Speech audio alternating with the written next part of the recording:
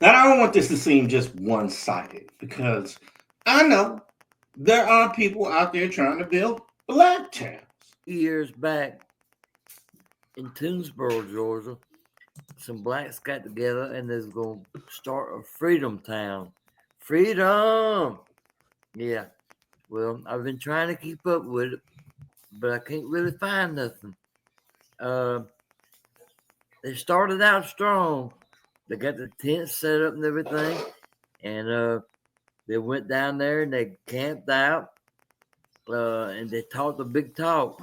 They wanted this because they were upset about Ahmaud Arbery being killed, George Floyd being killed, and Breonna, whatever her name was, being killed. And they felt a need for this because they had anxiety when their black husband would leave to go to work every day. Well, anyhow, I see he's cracking jokes about this because he's relishing in the fact he believes that it has failed. When real estate agent Ashley Scott and investor Renee Walters came across the opportunity to purchase land in Toomsboro, Georgia, they saw more than just property for sale. They envisioned a sanctuary for black families, a tangible manifestation of the social justice and unity they had long advocated. For $1,700,000, they could transform a 97-acre plot into a thriving community that prioritized safety, empowerment, and cultural solidarity. This ambitious endeavor, known as the Freedom Georgia Initiative, has since captured national attention, sparking conversations about self-determination, collective resilience, and the complexities of building a new community. Under the Freedom Georgia Initiative, 19 black families joined forces to purchase the land. Their goal was not only to build homes, but also to cultivate a village where black families and their allies could thrive. For Scott, the mission was deeply personal. We needed to create a space and a place where we could be a village again, a tribe again. We wanted to create this safe space where we can address our own issues and concerns. Freedom, as the land is now called, is envisioned as a self-sustaining community prioritizing safety, cultural pride, and economic growth. While the families openly expressed their desire to establish a pro-black community, they acknowledge the challenges of maintaining racial exclusivity. As Scott explained, it's impossible to have anything exclusively black because our families are integrated. We are an integrated, tolerant, and diverse community, even as black people. The founders emphasize that freedom is not about exclusion, but about fostering a space that uplifts and centers black culture and values. They welcome individuals who align with their mission, regardless of race, as long as they share the community's goals and beliefs. However, So, they welcome people even if they're not black. Even if they're not black. So, why did it work? What's going on here? I mean, they're not saying they're racist. They're saying they just want more, involvement with their banking, their schools, and things like that, because the powers that be, obviously, since the presidents have changed, especially, and this happened way before the presidents changed. So, obviously, they've seen the political weather on which way it was going. So, we have a community in Arkansas that's thriving and talking about building 3 more. And we have a community in Atlanta that can't even get off the ground, even though they're not racist. So what's the problem? Let's see. achieving their vision requires navigating legal and constitutional barriers, including the U.S. Constitution's freedom of movement and prohibits discrimination, which guarantees freedom of movement and prohibits discrimination. To become an officially recognized city, freedom must meet certain legal requirements and refrain from policies that could be perceived as discriminatory.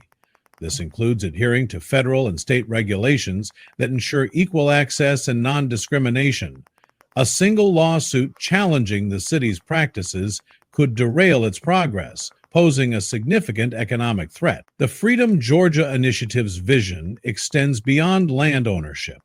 The founders have called on Congress to provide reparations for Black Americans, arguing that financial restitution is necessary to address historical injustices and systemic inequities.